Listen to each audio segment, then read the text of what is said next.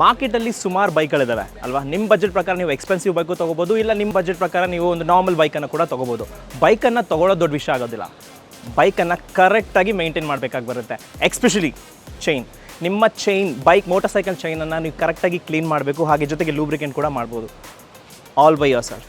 So ಯಾವ ರೀತಿ ಮಾಡಬೇಕು ಅದಕ್ಕೂ ಮುಂಚೆ ರೇಡಿಯೋ ಸಿಟಿ ಕನ್ನಡನ ಸಬ್ಸ್ಕ್ರೈಬ್ ಮಾಡೋದನ್ನ ಮರಿಬೇಡಿ. And this is Sudhi and you are watching Auto pro.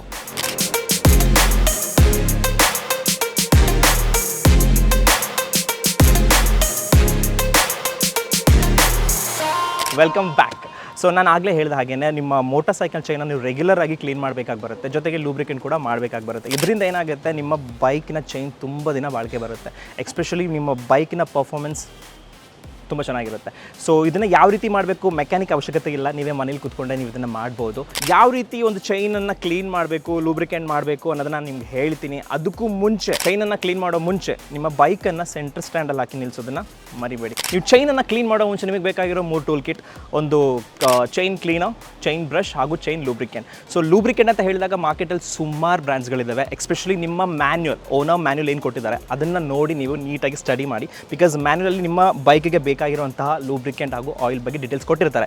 ಇಲ್ಲಾಂದರೆ ನೀವು ಒಬ್ಬ ಮೆಕ್ಯಾನಿಕ್ ಹತ್ರ ಹೋಗಿ ಕೂಡ ನೀವು ಯಾವ ಲೂಬ್ರಿಕೆಂಟನ್ನು ಹಾಕಬೇಕು ಅನ್ನೋದನ್ನು ನಿಮಗೆ ಡೀಟೇಲಾಗಿ ತಿಳ್ಕೊಬೋದು. Alright, so let me show you how to clean the chain and ಯಾವ ರೀತಿ ಒಂದು ಲೂಬ್ರಿಕೆಂಟನ್ನು ಮಾಡಬೇಕು ನಾನು ತೋರಿಸ್ತೀನಿ. ಸೊ ಬೇಸಿಕಲಿ ನಾನು ಆಗಲೇ ಹೇಳಿದಾಗೆ ನಿಮಗೆ ಇದು ಮಾಡೋ ಮುಂಚೆ ನಿಮಗೆ 3 ಟೂಲ್ ಕಿಟ್ ಅವಶ್ಯಕತೆ ಇದೆ. ಒಂದು chain cleaner. So first chain cleaner ಇಟ್ಕೊಂಡು ನೀವು ನಿಮ್ಮ ಚೈನನ್ನು ನೀಟಾಗಿ ಸ್ಪ್ರೇ ಮಾಡಬೇಕಾಗುತ್ತೆ. ನೆನಪಿರಲಿ, ನೀವು ಚೈನನ್ನು ಕ್ಲೀನ್ ಮಾಡಬೇಕಾದ್ರೆ ನಿಮ್ಮ ರೇರ್ ವೀಲ್ ಏನಿದೆ ಅದನ್ನು ರೊಟೇಟ್ ಮಾಡ್ತಾ ಇರಿ. ಸೊ ರೊಟೇಟ್ ಮಾಡೋದ್ರಿಂದ ಏನಾಗುತ್ತೆ, ನೀಟಾಗಿ ಸ್ಪ್ರೇ ಏನಿದೆ ಕ್ಲೀನಾಗಿ ಚೈನಲ್ಲಿ ಕರೆಕ್ಟಾಗಿ ಅಪ್ಲೈ ಆಗುತ್ತೆ.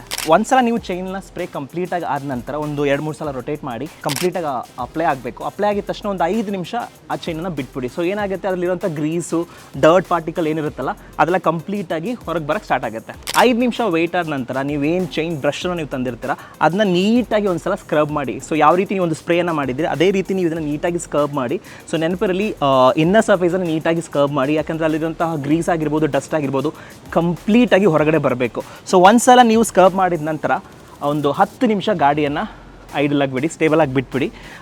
ಅದರ ನಂತರ ನೀವೇನು ಮಾರ್ಕೆಟಿಂದ ತಂದಿದ್ದೀರಲ್ಲ ಆ ಲೂಬ್ರಿಕೆಂಟನ್ನು ನೀಟಾಗಿ ಯಾವ ರೀತಿ ನೀವು ಒಂದು ಸ್ಪ್ರೇಯನ್ನು ಅಪ್ಲೈ ಮಾಡಿದರೆ ಅದೇ ರೀತಿ ನೀವು ಈ ಚೈನಲ್ಲಿ ಕಂಪ್ಲೀಟಾಗಿ ಅದನ್ನು ಅಪ್ಲೈ ಮಾಡಬೇಕಾಗಿ ಬರುತ್ತೆ.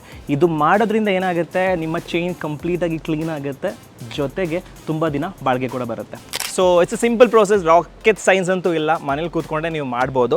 ಬಟ್ ಮೇಕ್ ಶ್ಯೂರ್ ನೀವು ಚೈನ್ ಕ್ಲೀನ್ ಮಾಡಬೇಕಾದ್ರೆ ಬೈಕನ್ನು ಸೆಂಟರ್ ಸ್ಟ್ಯಾಂಡ್ ಹಾಕಿ ನಿಲ್ಲಿಸಿ. ಒಂದು ಎರಡನೇದು, ಯಾವುದೇ ಗೇರಲ್ಲಿ ಹಾಕಿ ನೀವು ಗಾಡಿನ ಸ್ಟಾರ್ಟ್ ಮಾಡೋಕ್ಕೆ ಹೋಗಬೇಡಿ. ಚೈನ್ನ ಕ್ಲೀನ್ ಮಾಡಿದ ತಕ್ಷಣ ಸ್ಟಾರ್ಟ್ ಮಾಡೋಕ್ಕೆ ಹೋಗಬೇಡಿ. ಒಂದು 10 ನಿಮಿಷ 15 ನಿಮಿಷ ಗಾಡಿನ ವಾರ್ಮ್ ಆಗಕ್ಕೆ ಬಿಡಿ. ಅದಾದ ನಂತರ ನೀವು ಗಾಡಿನ ಸ್ಟಾರ್ಟ್ ಮಾಡ್ಬೋದು. ಸೊ ಚೈನ್ನ ರೆಗ್ಯುಲರಾಗಿ ಕ್ಲೀನ್ ಮಾಡೋದ್ರಿಂದ ನಿಮ್ಮ ಬೈಕಿನ ಹೆಲ್ತ್ ತುಂಬಾ ಚೆನ್ನಾಗಿರುತ್ತೆ. ಆ್ಯಂಡ್ ಎಸ್ಪೆಷಲಿ ಮೋಟರ್ ಇದೆಯಲ್ಲ ತುಂಬ ಸೂಪರಾಗಿ ಓಡುತ್ತೆ. ಈ ವಿಡಿಯೋ ನಿಮಗೆ ತುಂಬ ಯೂಸ್ಫುಲ್ ಆಗಿರುತ್ತೆ ಅನಿಸುತ್ತೆ. ಸೊ ಇಷ್ಟ ಆಗಿದ್ದರೆ ಪ್ಲೀಸ್ ಸಬ್ಸ್ಕ್ರೈಬ್ ಮಾಡಿ Radio City Kannada. And next ಎಪಿಸೋಡಲ್ಲಿ ನಾನು ಯಾವ ರೀತಿ ಒಂದು ಎಂಜಿನ್ ಆಯಿಲ್ನ ಕ್ವಾಲಿಟಿನ ಚೆಕ್ ಮಾಡಬೇಕು ಹಾಗೂ ಯಾವ ರೀತಿ ಒಂದು ಲೆವೆಲನ್ನು ಮೇಂಟೈನ್ ಮಾಡಬೇಕು ಅನ್ನೋದನ್ನ ಹೇಳ್ತೀನಿ. So until then take care. This is Sudeesh. Bye.